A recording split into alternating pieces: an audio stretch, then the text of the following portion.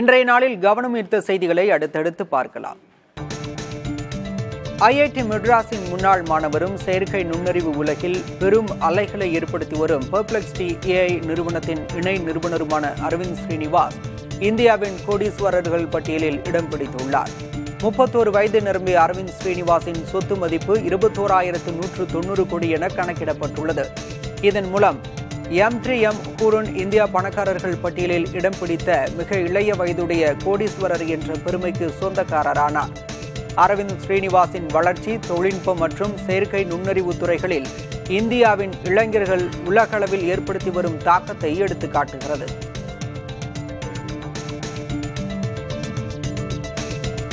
சீன தேசிய தினத்தையொட்டி அந்நாட்டு மக்களுக்கு விண்வெளியிலிருந்து வாழ்த்துச் செய்தி வழங்கப்பட்டுள்ளது.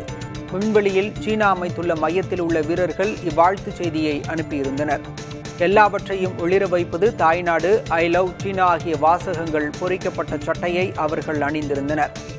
அமெரிக்கா, ரஷ்யா உள்ளிட்ட நாடுகள் இணைந்து சர்வதேச விண்வெளி மையத்தை அமைத்துள்ள நிலையில் சீனா மட்டும் தனக்கென ஒரு விண்வெளி மையத்தை அமைத்து ஆய்வுகள் செய்து வருகிறது.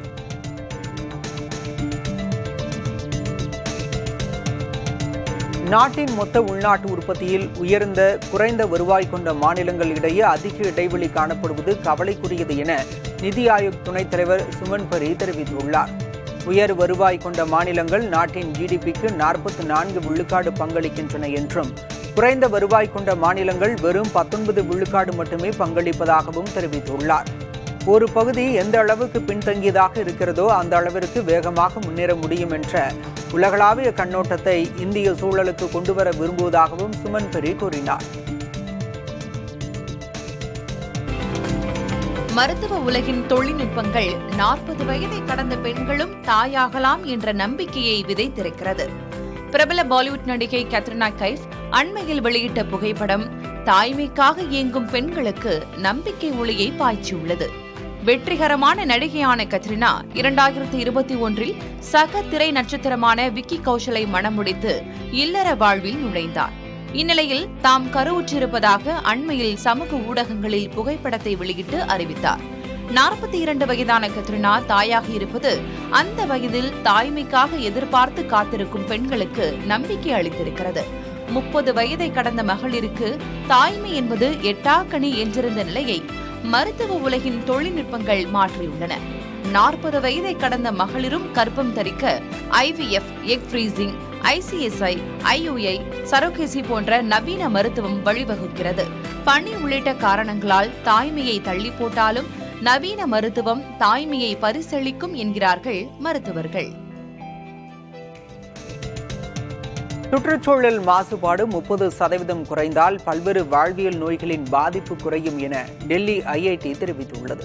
டெல்லி IIT மற்றும் கிளைமேட் ட்ரெண்ட்ஸ் ஆய்வு இணைந்து செவ்வாயன்று வெளியிட்ட மதிப்பீடு தரவில் மாசுபாடு 30% குறையும் போது இருதய நோய், நீரிழிவு நோய், இரத்த சோகை, குறைந்த எடை கொண்ட குழந்தைகள் பிறப்பது போன்ற பாதிப்புகள் குறையும் என கூறப்பட்டுள்ளது. உதாரணமாக 30% மாசுபாடு குறைந்தால் பெண்களிடையே இருதய பாதிப்பு 3 முதல் 10% குறையும் என மதிப்பிடப்பட்டுள்ளது. சுவிட்சர்லாந்து நாட்டில் பனிமலைகள் வேகமாக உருகுவது சூழலியல் ஆர்வலர்களை கவலையில் ஆழ்த்தியுள்ளது. பனி உருகும் வேகம் கடந்த 12 மாதங்களில் முன் எப்போதும் இல்லாத அளவு உள்ளதாக கிளாமோஸ் என்ற அமைப்பு தெரிவித்துள்ளது. கடந்த ஜூன் மாதம் வரலாறு காணாத வெயில் கொளுத்தியதாகவும் இதனால் மொத்த ஐஸ் படுகையில் 3% அளவிற்கு கரைந்து விட்டதாகவும் அந்த அமைப்பு கூறியுள்ளது. கடந்த 6 ஆண்டுகளில் மட்டும் 100 பனிப்பாறைகள் முற்றிலும் உருகியுள்ளதாகவும் இந்த நூற்றாண்டு இறுதிக்குள் அனைத்தும் கரைந்து அழிந்துவிடும் அபாயம் உள்ளதாகவும் அந்த அமைப்பு கூறியுள்ளது.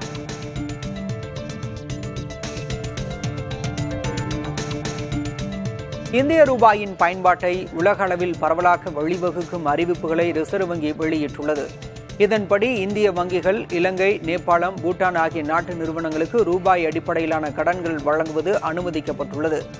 மேலும் சர்வதேச அளவில் ரூபாய் அடிப்படையில் சிறப்பு கணக்கு தொடங்குவதை பரவலாக்குவது உள்ளிட்ட அறிவிப்புகளும் வெளியிடப்பட்டுள்ளன. அமெரிக்க டாலரை சார்ந்திருப்பது இந்தியாவுக்கு பொருளாதார சிக்கல்களை ஏற்படுத்தும் நிலையில் ரூபாய் அடிப்படையிலான பண பரிமாற்றங்களை வெளிநாட்டு வர்த்தகங்களில் ஊக்குவிக்க மத்திய அரசு முனைந்துள்ளது.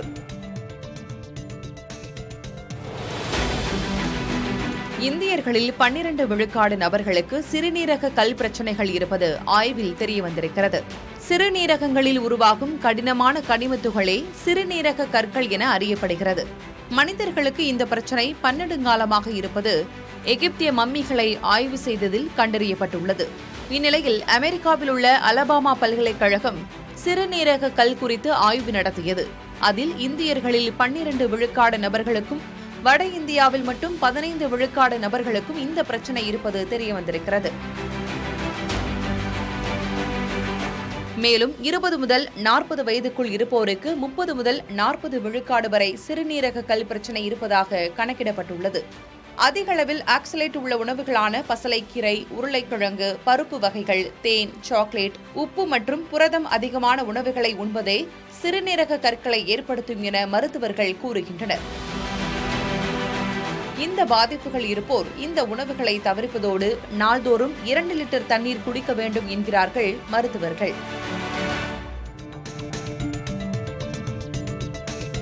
அமெரிக்க ராணுவ வீரர்கள் உடலை கட்டுக்கோப்பாக வைத்திருப்பது குறித்த அறிவிப்பை அந்நாட்டு பாதுகாப்புத்துறை அமைச்சர் பீட்டர் ஹெக்ஸெத் வெளியிட்டுள்ளார்.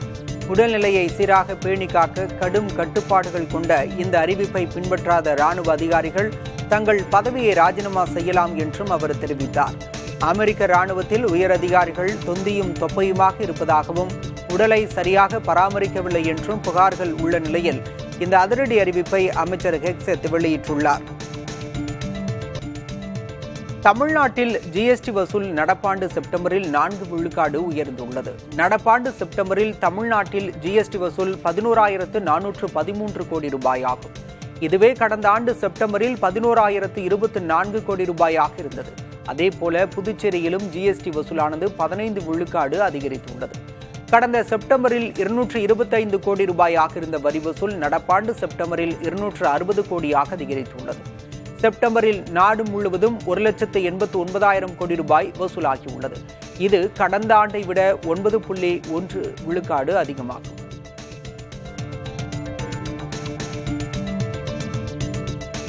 ஹவாய் தீவுகளில் உள்ள கிளவுயா எரிமலை வெடித்து சிதறியதில் எரிமலை குழம்பு 1000 அடிகள் வரை பீரிட்டு வெளியேறியதாகவும் தீ ஜுவாலைகள் சுமார் 20,000 அடி வரை எட்டியதாகவும் கூறப்படுகிறது.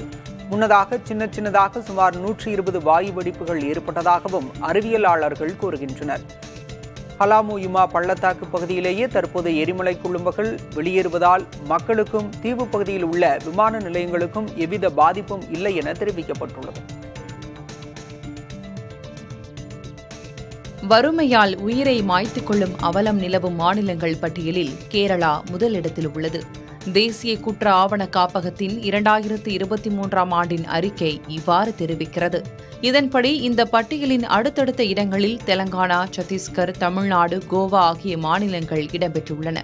கல்வி அறிவு அதிகம் கொண்டுள்ள கேரளாவில் 1,00,000 நபர்களுக்கு 30.6 நபர்கள் வறுமையால் தற்கொலை செய்வதாக அந்த அறிக்கை கூறுகிறது.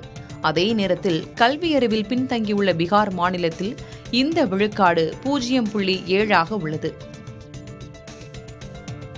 அண்மை செய்திகளுக்காக இணைந்திருங்கள் புதிய தலைமுறை.